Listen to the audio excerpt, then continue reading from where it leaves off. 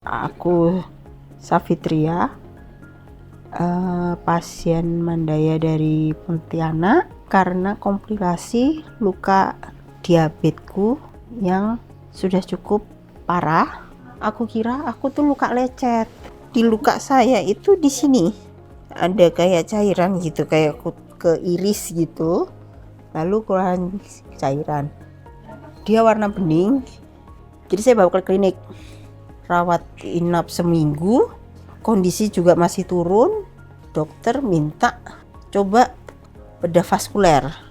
Dapat rekomendasi dari Mas Henry ke dokter Yasmon. Dokter Yasmon bilang kayaknya ini udah nggak bisa diselamatin. Saya putuskan ya udah deh, saya mendingan potong. Saya berpikir pelan-pelan saya tahu rehabnya akan bekerja. Pada saat datang kondisinya sudah sesak, demam tinggi, kemudian ada cairan di paru-paru seperti itu. Jadi memang kondisinya cukup berat.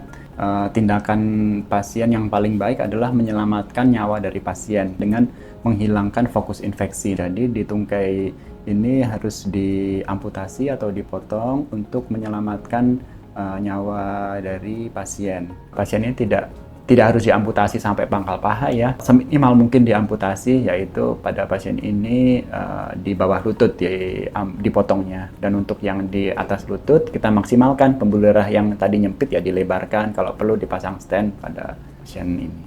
Semuanya bagus, alhamdulillah puji Tuhan, dan bukan dari dokternya aja, perawat-perawatnya aja juga gitu kok, kooperatif banget, suportif sekali. Mereka memang bukan keluarga, tapi mereka ternyata keluarga. Udah di sini, it's okay, gitu loh. Gak apa-apa kok bu, gak apa-apa kok bu, gitu. Itu menyenangkan buat saya. Aduh, jadi melo lagi gue.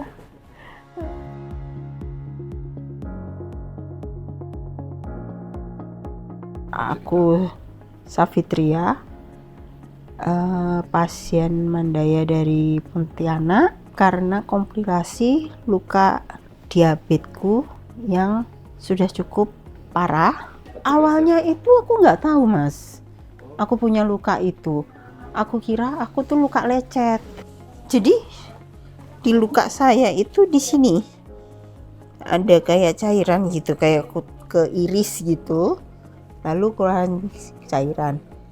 Dia warna bening, lalu sekitarannya tuh merah gitu, bengkak. Jadi saya bawa ke klinik dikerok karena ternyata itu lah luka diabetes. Dari situ saya tahu cepet banget, saya juga nggak nyangka.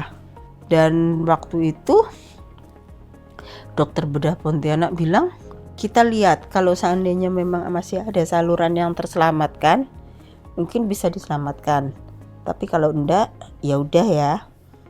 Oh iya dok, saya cuman gitu aja, saya nggak ada pikiran sama sekali bakalan diamputasi. Rawat inap seminggu, kondisi juga masih turun. Dokter minta coba bedah vaskuler. Kita searching, dapat rekomendasi dari Mas Henry ke dokter Yasmon. Hari Kamis ketemu sama dokter Yasmon. Dokter Yasmon bilang kayaknya ini udah nggak bisa diselamatin. Kalau kamu memang mau mempertahankan, takutnya tambah menjalar lukanya. Jumat saya ngobrol sama keluarga, saya putuskan dalam waktu setengah jaman ya mbak ya, 1 jam setengah jaman, saya putuskan ya udah deh, saya mendingan potong. Saya berpikir pelan-pelan saya tahu rehabnya akan bekerja, walaupun lambat tapi saya tahu.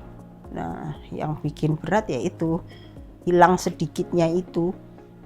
45 tahun ya jadi bagian kita ya, lalu hilang gitu, aduh.